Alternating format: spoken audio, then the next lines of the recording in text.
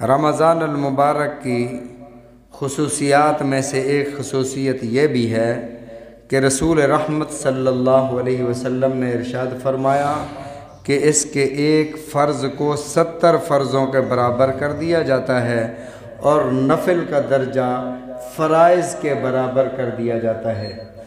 عام حالات میں تو خدا کا دستور یہ ہے من جاء بالحسنتی فلہ عشر امثالها۔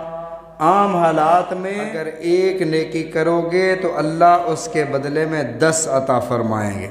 عام دنوں میں پورا سال من جاء بالحسنتی، اس رب کا کرم دیکھیں، اس کی رحمت دیکھیں، اس کا احسان دیکھیں، بندوں پر اس کی شفقت دیکھیں کہ ایک نیکی کرتا ہے 10 نیکیاں عطا فرماتا ہے۔ یہ کم از کم ہے، کم از کم 10، زیادہ سے زیادہ کتنا ہے؟ اخلاص کے بقدر، جس قدر اخلاص ہے۔ فرمایا کہ مثل الذین ينفقون فی سبیل اللہ کمثل حبۃ انبتت 7 سنابل فی کل سنبلۃ 100 حبہ۔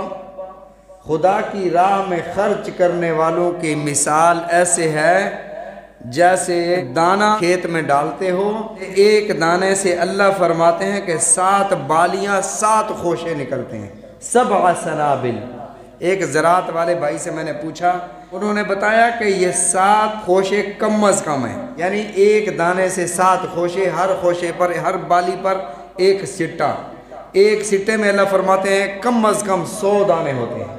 مثل الذین ينفقون اموالهم فی سبیل اللہ کمثل حبۃ، جیسا کہ دانہ ہوتا ہے، انبتت 7 سنابل، اس سے اگتا ہے 7 بالیاں، فی کل سنبلۃ 100 حبہ، ہر سٹے میں 100 دانے، کم از کم مقدار ہے۔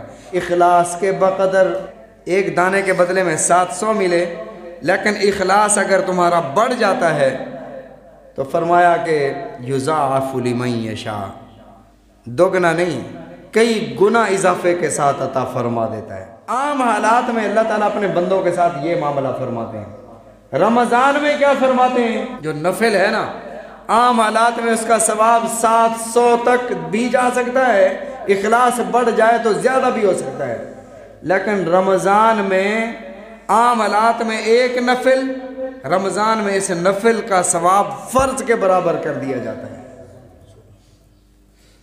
پھر رمضان المبارک کا جو اللہ نے فائدہ ارشاد فرمایا، سب سے بڑا فائدہ جو ہے وہ یہ ہے لعلکم تتقون۔ اے ایمان والو، یہ جو روزے تم پر فرض کیے گئے ہیں تم سے پہلے امتوں پر بھی فرض تھے، اور تمہیں اس لیے دیے جا رہے ہیں لعلکم تتقون، تاکہ تم متقی بن جاؤ۔ تقوی کیا چیز ہے؟ خدا کی خشیت اور ڈر تمہارے دل میں آ جائے، یہ تقوی ہے۔ حضرت ابی بن کعب رضی اللہ تعالیٰ عنہ نبی پاک صلی اللہ علیہ وسلم کے صحابہ میں سب سے بڑے قاری تھے۔ اللہ فرماتے تھے کہ اے میرے محبوب صلی اللہ علیہ وسلم، آپ اٹھیں، مسجد تشریف لے جائیں، ابی بن کعب ایک کلام کی تلاوت کر رہے ہیں، آپ ان سے جا کر کہیں کہ وہ قرآن پڑھیں اور میرے محبوب آپ سنیں۔ یہ حضرت ابی بن کعب تھے۔ حضرت عمر جیسے لوگ رضی اللہ تعالیٰ عنہ ان سے سوال کرتے تھے۔ حضرت ابی بن کعب سے پوچھا حضرت عمر نے، ابی بن کعب یہ تقوی کیا چیز ہے؟ تقوی کیا ہوتا ہے؟ انہوں نے فرمایا کہ امیر المومنین، آپ کبھی کسی خاردار راہوں سے گزرے ہیں جہاں جھاڑیاں ہوں دونوں طرف سے، درمیان میں تھوڑا سا راستہ ہو؟ جی گزرے ہیں۔ کیسے گزرتے ہیں؟ فرمایا کہ جب ہم گزرتے ہیں تو بالکل کپڑوں کو سمیٹ کر احتیاط سے گزرتے ہیں کہ دامن کسی جھاڑی میں، کسی کانٹے میں الجھ نہ جائے۔ فرمایا ذالک التقوی، یہی تقوی ہے۔ دنیا میں ایسی زندگی گزارو کہ خدا کی نافرمانی سے تمہارا دامن آلودہ نہ ہو، یہی تقوی ہے۔ جن چیزوں سے اللہ نے منع فرمایا ان سے رک جانے کا نام تقوی ہے۔ اور اللہ روزے کا یہ فائدہ بتاتے ہیں لعلکم تتقون، تاکہ تم میں تقوی آ جائے، تاکہ وہ صلاحیت پیدا ہو جائے۔ حاجی حضرات جاتے ہیں نا حج کرنے، تو انہیں جانے سے پہلے انجیکشن لگاتے ہیں کہ وہاں کی آب و ہوا اگر موافق نہ بھی آئے تو وہاں جا کر بیمار نہ ہو جائیں۔ تو اللہ فرماتے ہیں کہ روزہ رکھنے سے تم میں تقوی کی صلاحیت پیدا ہو جائے گی اور تقوی کے تم زیادہ قریب ہو جاؤ گے۔ نبی پاک صلی اللہ علیہ وسلم سے صحابہ نے پوچھا یا رسول اللہ صلی اللہ علیہ وسلم پھر یہ تقوی ہوتا کہاں ہے؟ یہ تقوی ہوتا کہاں ہے؟ رسول رحمت صلی اللہ علیہ وسلم نے ارشاد فرمایا التقوی ہا ہونا، دل کی طرف اشارہ فرمایا، التقوی ہا ہونا، تقوی یہاں ہوتا ہے، خدا کا ڈر اور خشیت یہاں ہوتی ہے۔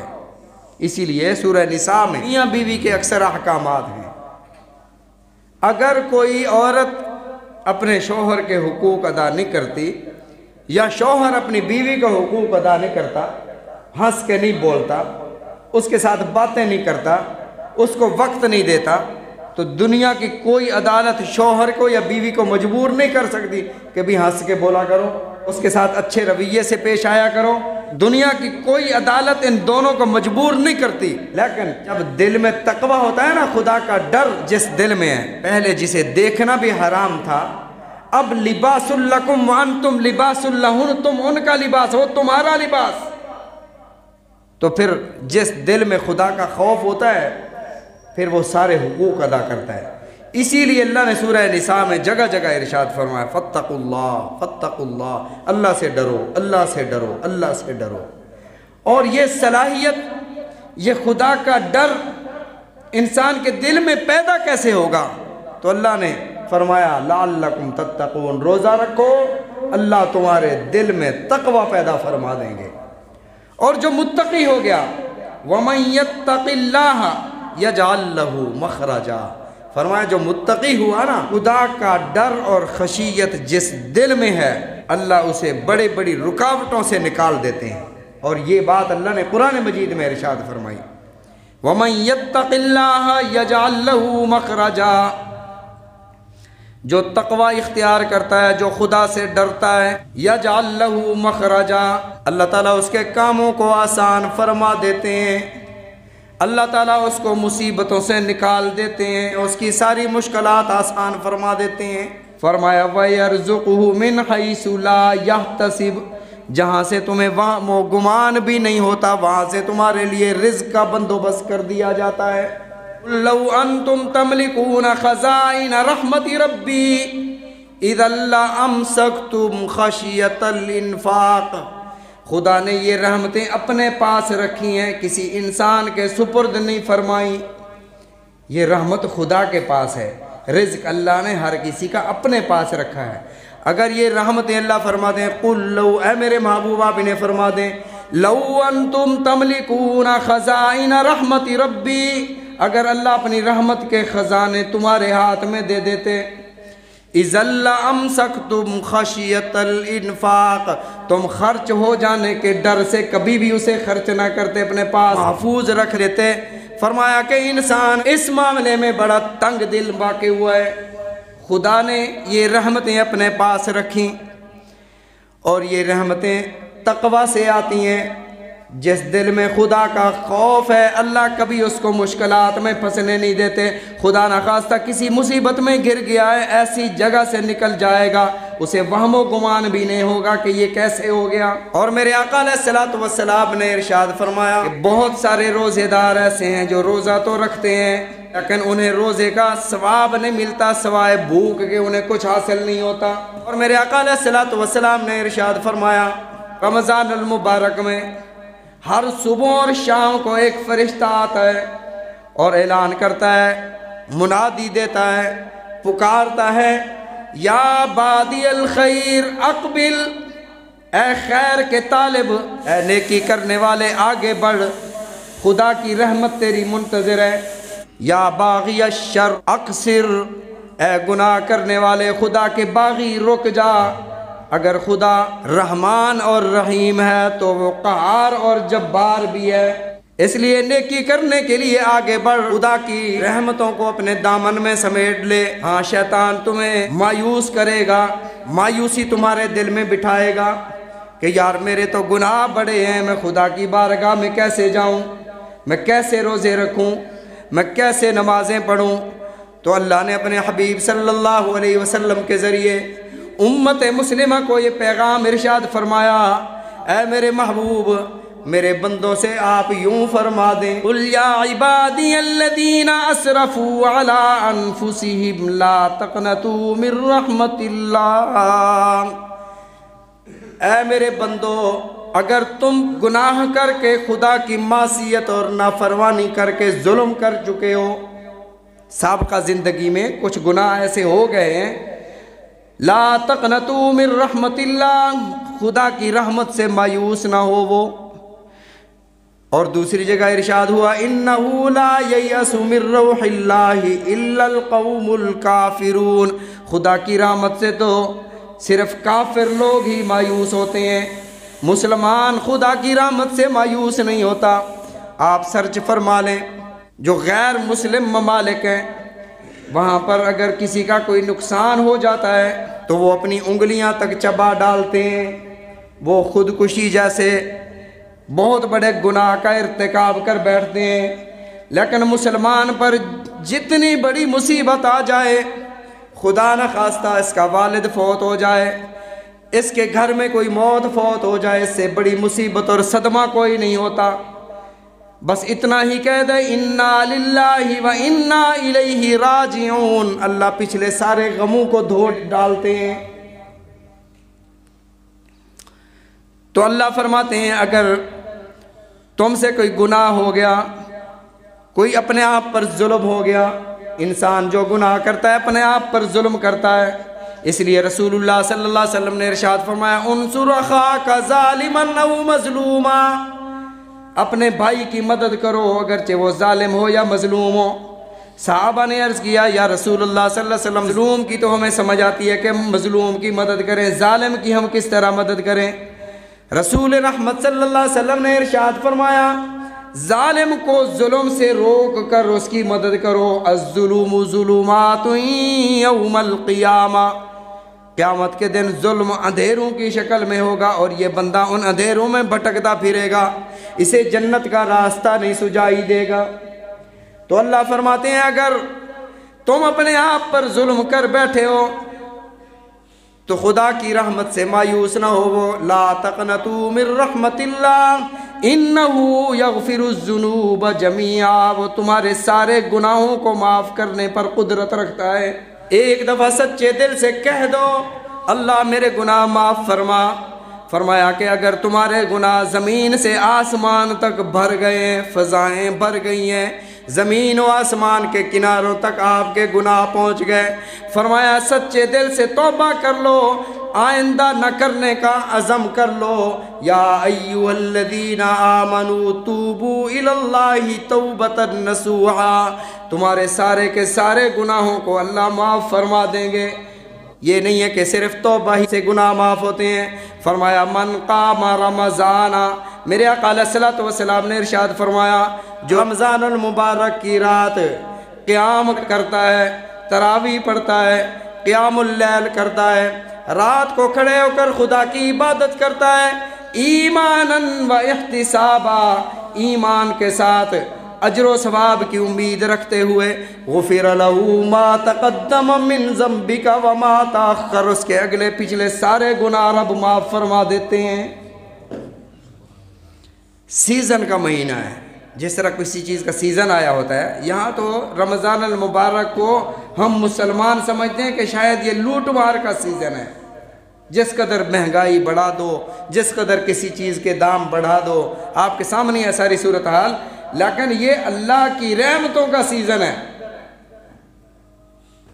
یہاں پر عام حالات میں جیسے من جاء بالحسنۃ فلہ عشر امثالھا، فرمایا کہ ایک نیکی پر اللہ 10 عطا فرماتے ہیں۔ عام حالات میں رمضان کے علاوہ یہاں 700 سے بھی زیادہ بڑھا دیتے ہیں، یضاعف لمن یشاء، کئی گنا بڑھا دیتے ہیں جس قدر اخلاص ہوتا ہے۔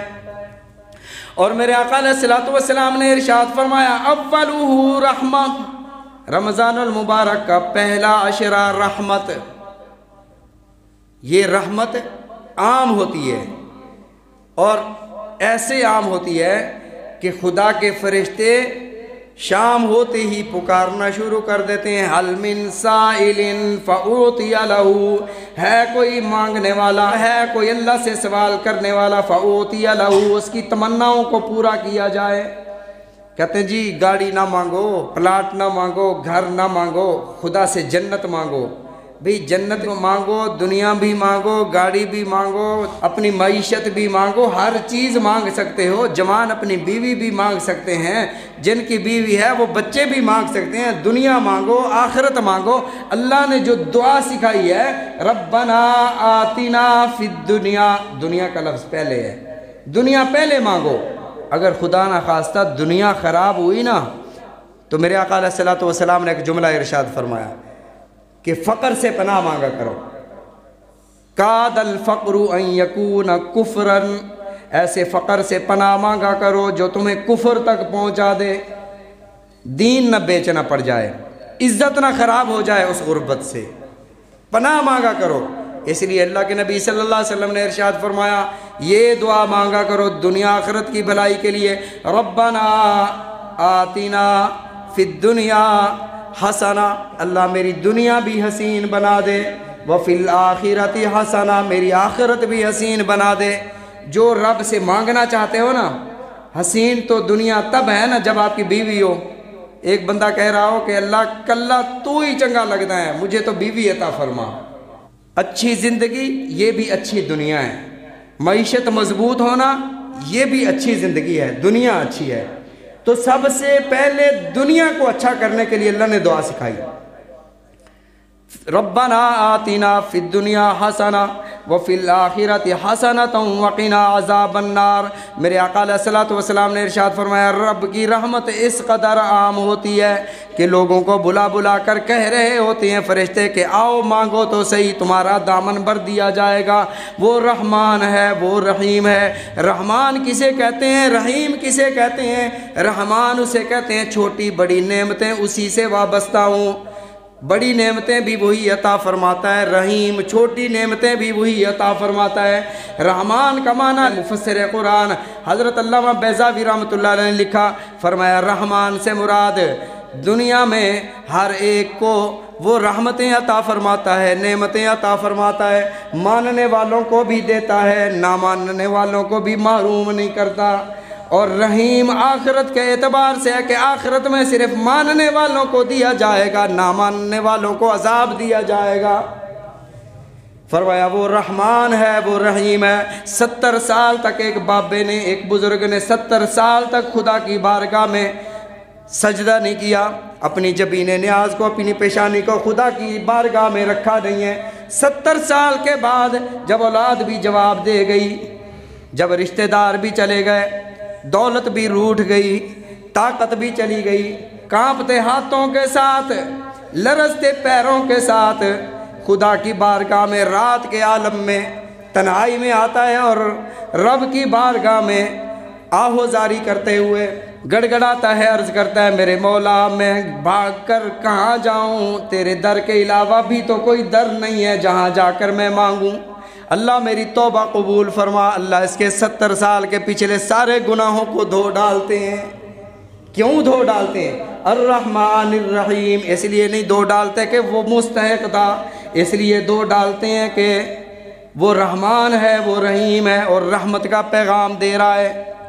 اللہ تعالی ہم سب کو رمضان المبارک کی رحمتوں سے مکمل طور پر فیض یاب ہونے کی توفیق عطا فرمائے۔ وآخر الدعوانا ان الحمد للہ رب العالمین۔